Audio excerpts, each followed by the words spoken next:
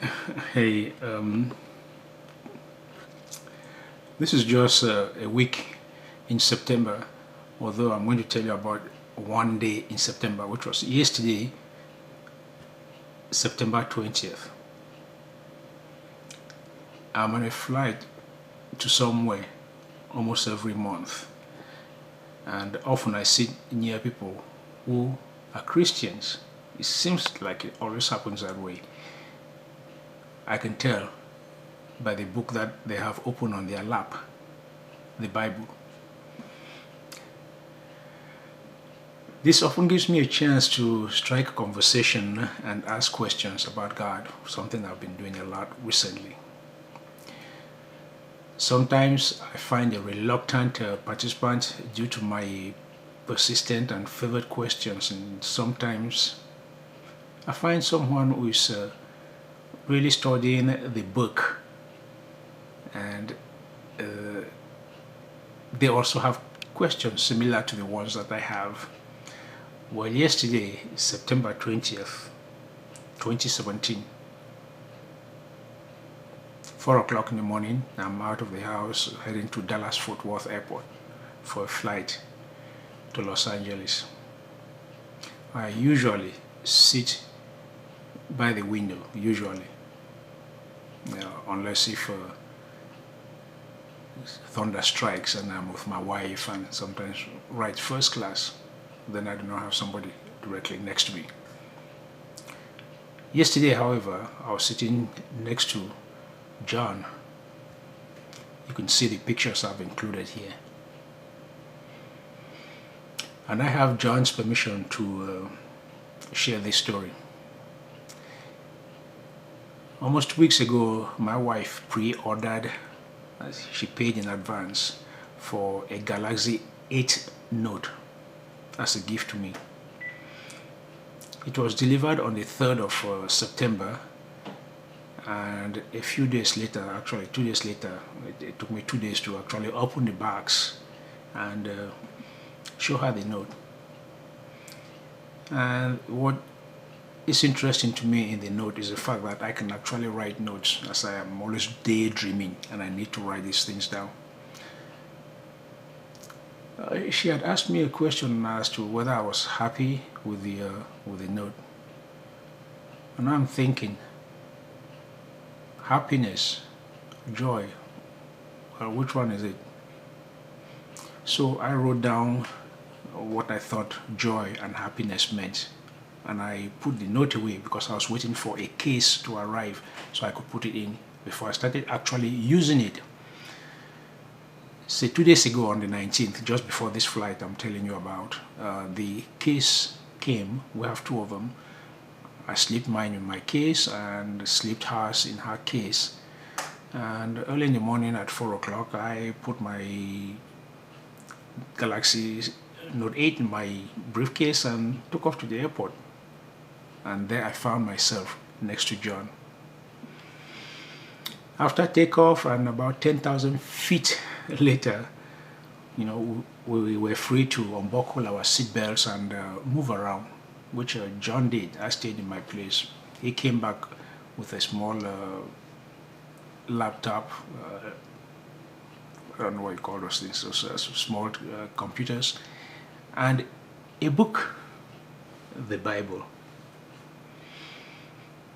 He put away his computer, opened the book, read one page, read the second page, and turned it over. I glanced over, and as soon as I thought he had reached the end of the verse, I sprang into action. Are you a Christian, or are you just enjoying reading that novel and relaxing? I asked him. John shut the book, turned towards me and smiled and said, "Yes, I am a Christian. And you?" Well, I told him, my parents introduced me to the church, and I became a Christian through them, the Presbyterian Church. So, but lately, I have been wondering and questioning myself whether I was really, really a Christian or just a churchgoer. We were off and running. This flight is almost 2.5 hours, believe me. A very short flight compared to some of the 8, 9 hour flights and 12-hour flights I've been taking. We had questions about everything. I asked him questions about his belief about heaven and hell. What about grace? Why did God create man and then he created a problem after man? The woman. Oh, okay. I'm not supposed to say that, but that's my interpretation. I said, God is all-knowing. Did he not foresee that though he will not have all these problems he has in his hand if he had stopped at just creating the beautiful things and then maybe added man and just left it like that?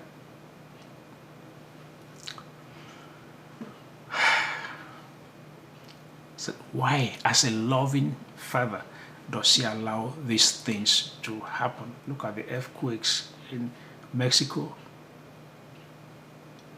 the rains in the Virgin Islands, in Puerto Rico now, in Houston, in Bangladesh, the droughts in Africa. Why does he allow these things happen?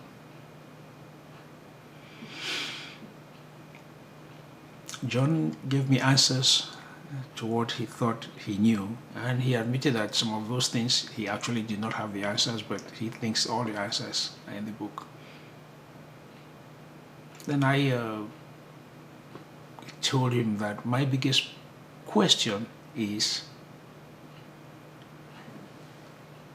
Christianity says the word was given to us by divine inspiration. By what means? Well, we know the 10 Commandments were handed over to Moses. But before that, who handed who the story about the creation, those 7 days? If you have any answers, please respond and educate me on this, please. I'm giving it up to anybody to answer these questions for me. We talked about happiness and joy, and this is why I told John my story about the pain I felt during and after a divorce from a wonderful woman that I loved, love. And then my decision not to choose marriage again as a way of life for me until my mother jumped on me every day of my life.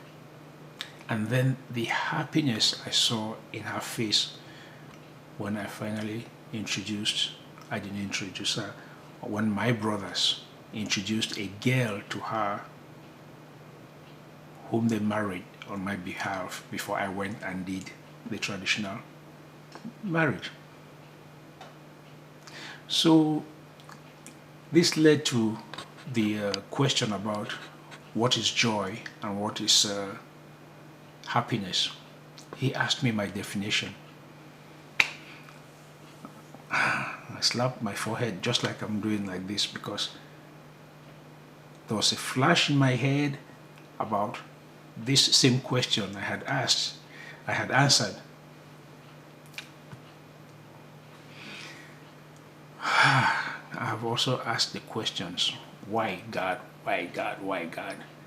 Why, after 10 years, would you give my wife and me a son,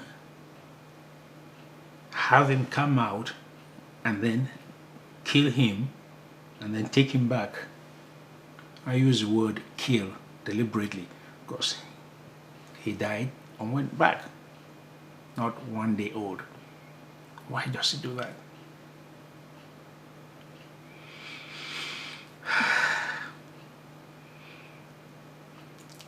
John's final question to me was, what do you think happiness is and what do you think joy is?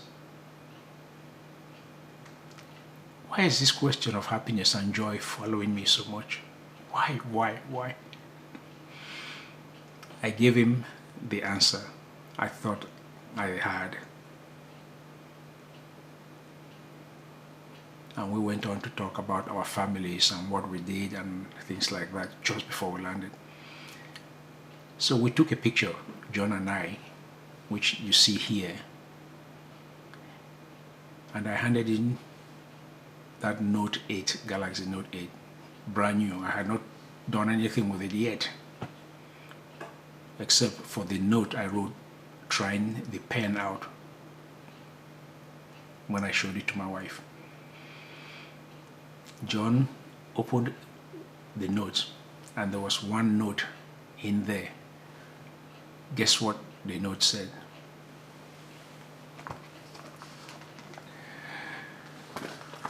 John held up the pen in his hand.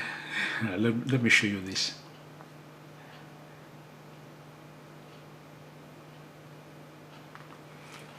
And he said, "Hey,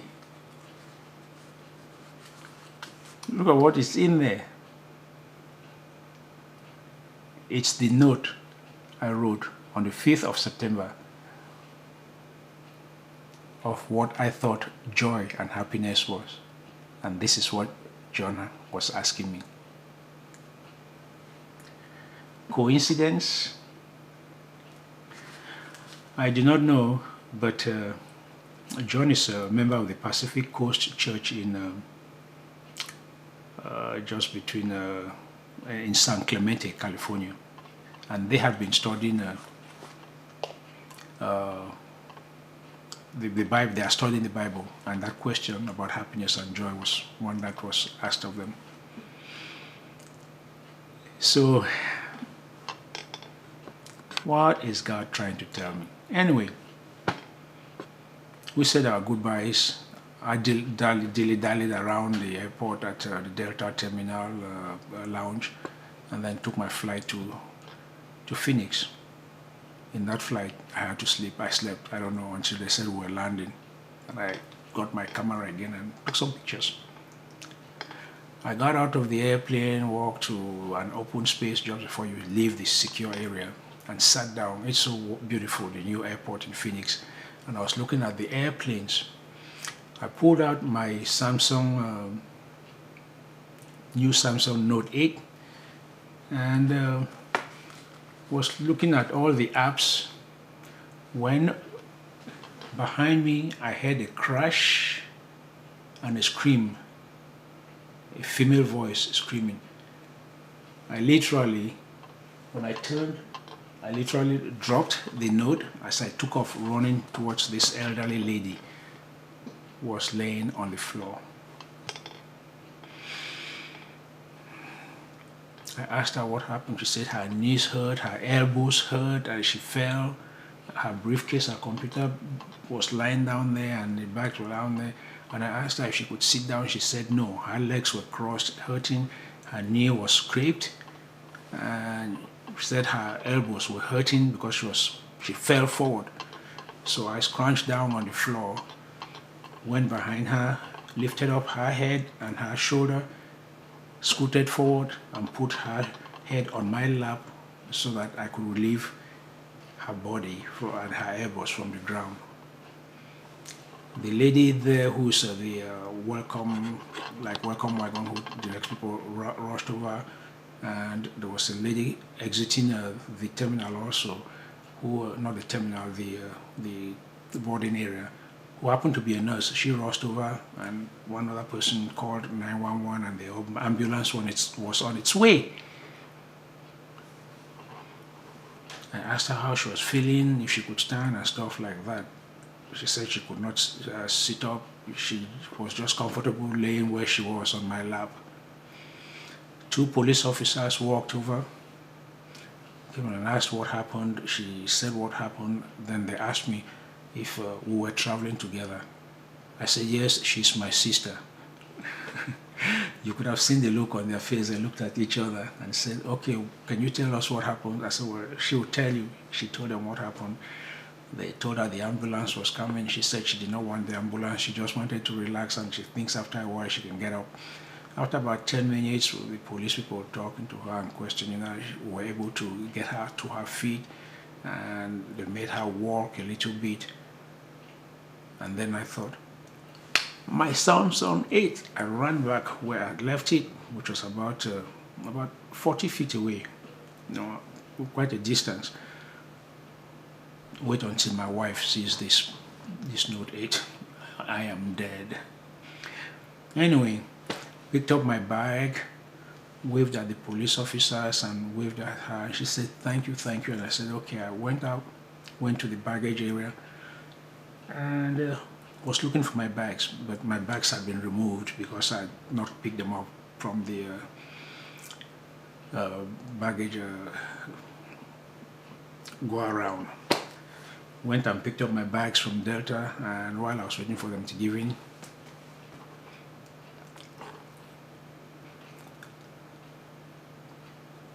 there she was, heading out. Walked out the terminal, and she looked at me and said,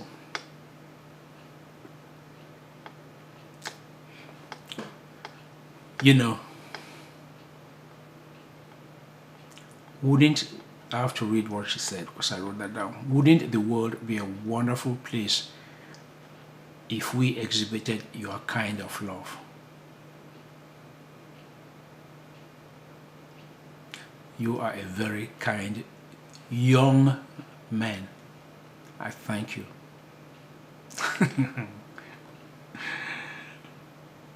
I received a hug and thought to myself, yeah, young man. The 65th birthday is in 2 weeks. I love you all. Bye-bye.